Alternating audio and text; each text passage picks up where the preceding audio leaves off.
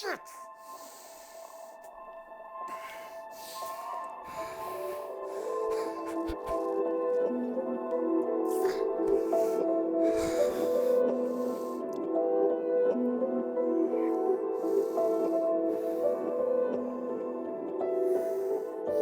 Answer! Hello? Hey. I just freaking walked in on her cheating. Yeah, at the house right now. I'll be on the street.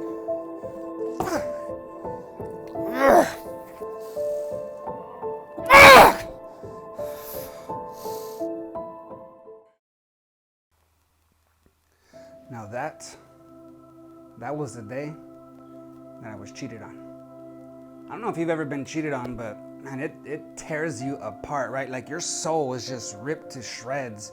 For me, I was pretty much in a fetal position for like 3 months, depressed.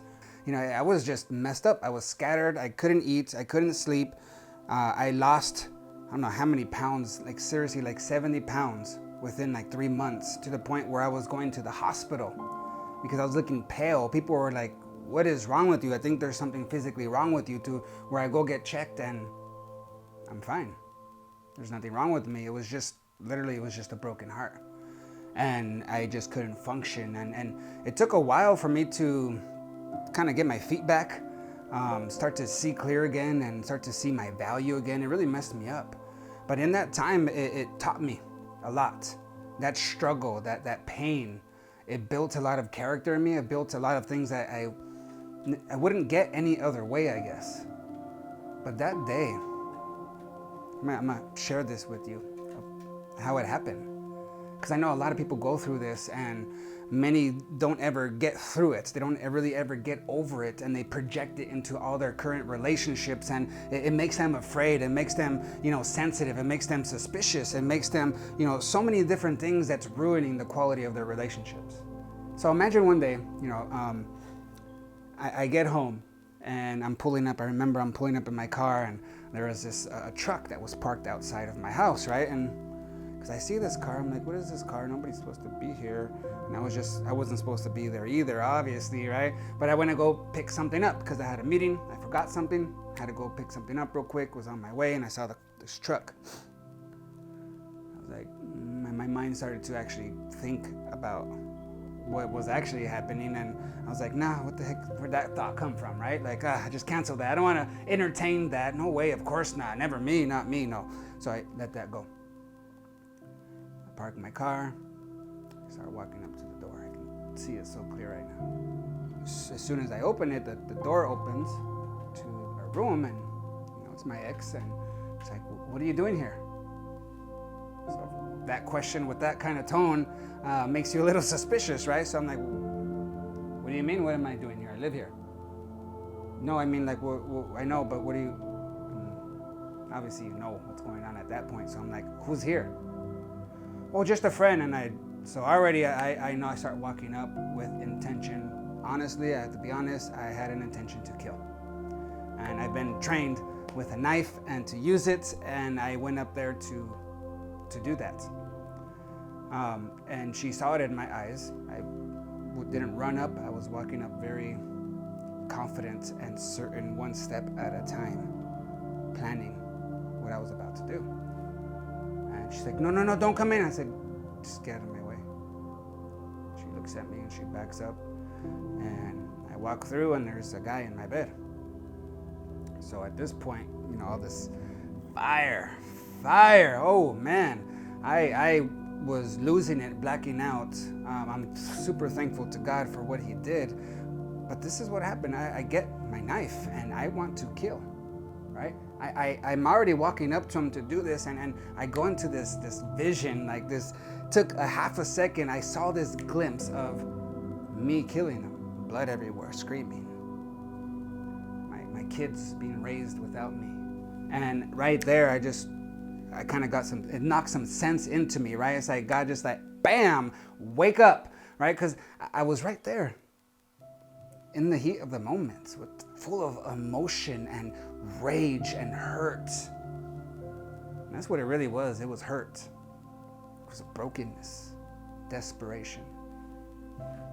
So I came to my senses, thank God, and I look at him. I said, you know you're lucky, right?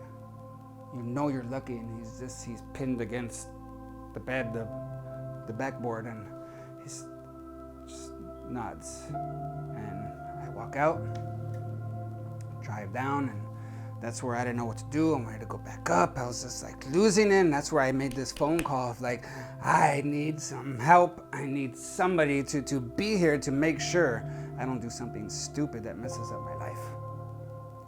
And this is what a lot of times what happens is, whether it's a reaction just right there in the heat of the moment, or reactions and getting defensive 5-10 years later, that type of situation can really mess somebody up and really impact the quality of their relationship. So for me, I know I was like afraid. I was like, forget relationships, forget everyone, forget everything. But I'm thankful for it now.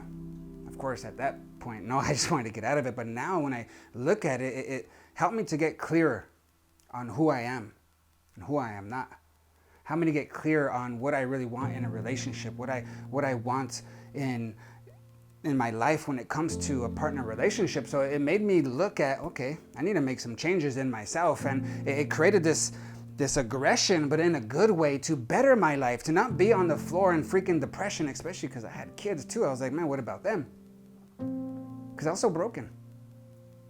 And in this, I learned even more this lesson that has helped me change my life. And I know it's been helping thousands of people as I share this with people, and I train others, that broken people break others, hurt people hurt others, right? It doesn't give them excuse or reason for what they did, but it helps me to heal. Because for me, now I can look back and be like, look, if she knew her own value, if she had her own identity in place, like if she was good in her own heart, she wouldn't have done that. And in life, that's what happens. A lot of times people have this brokenness in them from their past, and they become a prisoner to those past things, those traumas, and those wounds, whether it was cheating or being bullied or hit or abused, whatever. It creates these wounds in your soul, and those become like those triggers, right? Those buttons that situations and people push and get you to react, to run, to want to fight, to get defensive, to go, buy stuff to make you feel better, to go drink, to do drugs, to go sleep with other people. So it comes from brokenness. So for me, getting understanding of that helped me personally to heal. Rather than being hurt by her, I now hurt for her, of like, man, she was just broken. Doesn't make it okay. But I'm not the one with the problem here. I needed to get my self-worth back, right? And from there, this is a key point, because I needed something to get me away from focusing on that problem. When you have someone who cheated on you, when you have someone, whether they hurt you because of cheating or they stole or whatever it is, it marks you, right? So you have to get to the place where you're able to heal. And in order to heal, you have to be able to forgive.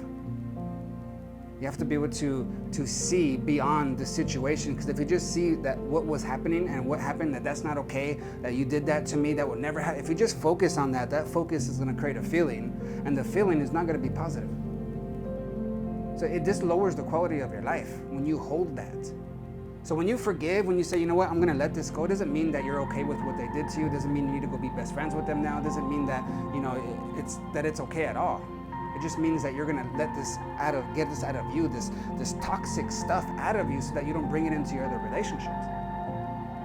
So I had to change my perspective. Instead of focusing on the situation, I needed to get it, like I got aggressive. I literally got aggressive. I said, what the heck am I doing?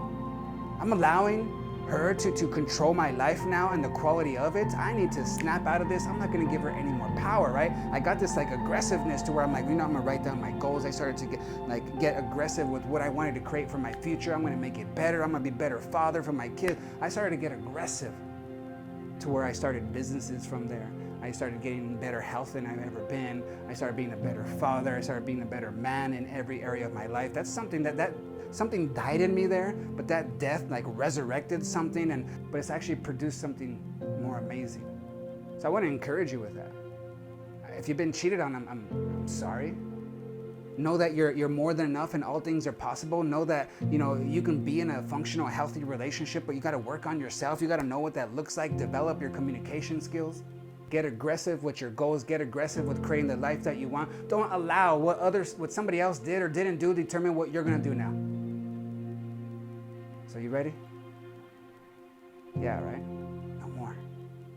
Hey guys, Richard Martinez here, the growth guy. Just wanted to thank you for watching this video. If you liked it and you enjoyed it and you got some value from it, then like it and give me a comment. And then also make sure that you push that subscribe button to make sure that you get notified when I put some more good content on there. So besides that, you're more than enough. All things are possible. And I'll see you at the next video. Come on, go.